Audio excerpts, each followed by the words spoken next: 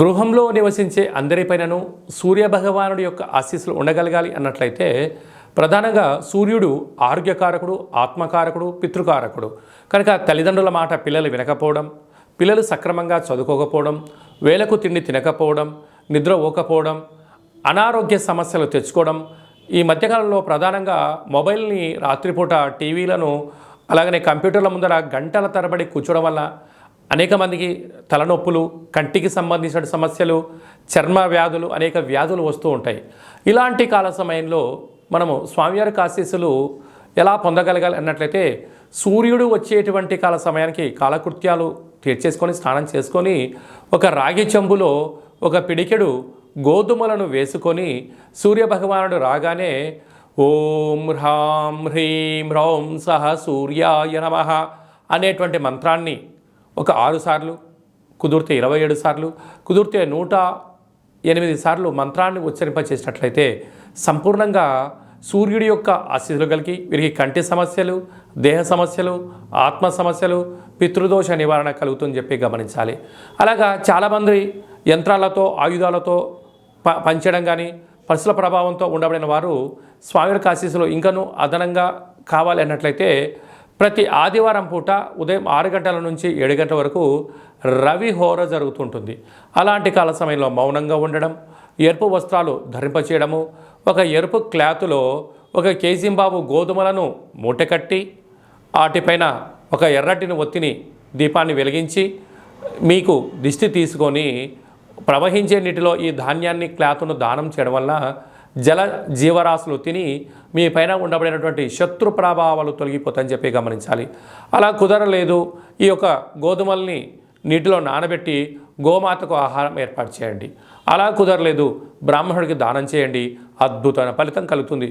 ఇదల్లా కాదండి, మా వల్ల అయ్యేటువంటి పరిస్థితి లేదు, ఈ పని యొక్క ఒత్తిడిలో నేను ఆరోగ్యాన్ని సక్రమంగా కాపాడుకోలేకపోతున్నాను, మానసిక వేదంతో ఉన్నాను, నిద్రలేని రాత్రులు గడుపుతున్నాను అనేటువంటి పరిస్థితులు కలిగినటువంటి వారందరికీ కూడా ఒక అద్భుతమైనటువంటి రెమెడీ ఏమిటయ్యా అనగా ప్రతిరోజు స్నానం చేసేటప్పుడు ఒక చిటికెట్ని గోధుమలను అందులో వేసి ఆ నీటితో స్నానం చేయడము ఆరోగ్య యోగము. అలాగనే ఈ యొక్క నవగ్రహ రవి వృక్షకల్ప దేవత అంటారు. అంటే ఎక్కడైతే వృక్షం ఉంటుందో అక్కడ సస్యశ్యామలంగా ఉంటుందని మనకు తెలుసు.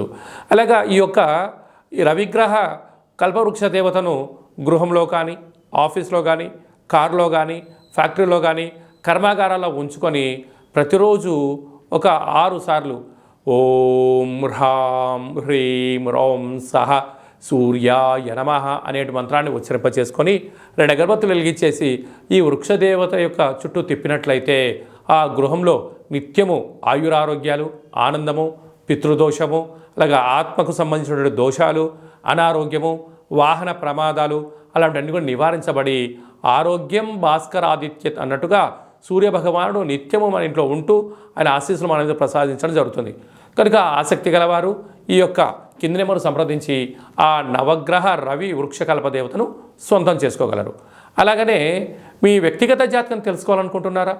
మీరు పుట్టినటువంటి తేదీ, నెల, సంవత్సరం, పుట్టిన సమయాన్ని రాసి మీరు వాట్సాప్లో పంపించగలిగినట్లయితే మీరు పుట్టినప్పుడు గ్రహ గమనాలు ఎలా ఉన్నాయి, ప్రస్తుతం ఎలా ఉంటున్నాయి, రాబోయే కాలంలో ఎలా ఉండబోతున్నాయో సవివరంగా సంపూర్ణంగా 100 సంవత్సరాల జాతకాన్ని రాసి పంపించి మీకు ఎక్స్ప్లెయిన్ చేసి చెప్తూ మిమ్మల్ని ఆధ్యాత్మికమైన కోణంలో ఉన్నత స్థితికి తీసుకొచ్చేంత వరకు సలహాలు, సూచనలు ఇవ్వడం జరుగుతుంది.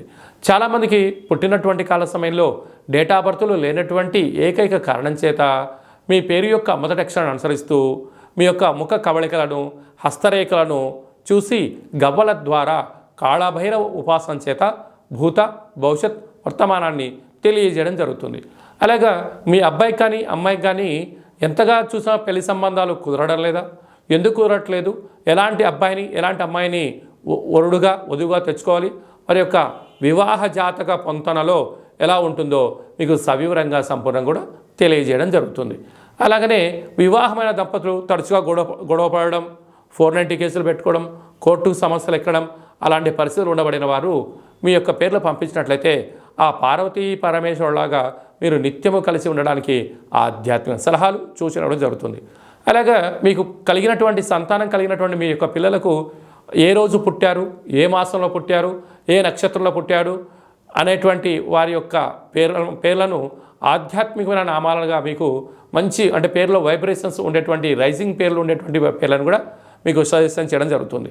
అలాగనే కాళభైరవ మంత్ర సాధన చేయాలనుకుంటున్న వారు కానీ కాళభైరవ మంత్ర ఉపాసన చేయాలనుకుంటున్న వారు మన యొక్క దేవాలయంలో ఆధ్యాత్మికమైనటువంటి మీకు మంత్ర ఉపదేశాన్ని కూడా చేయడం జరుగుతుంది. ఆసక్తి గలవారు ఈ కింద నెంబర్ సంప్రదించి అపాయింట్మెంట్ తీసుకొని సంప్రదించగలిగినట్లయితే మీకు ఆధ్యాత్మిక సలహాలు సూచనలు ఇవ్వడం జరుగుతుంది.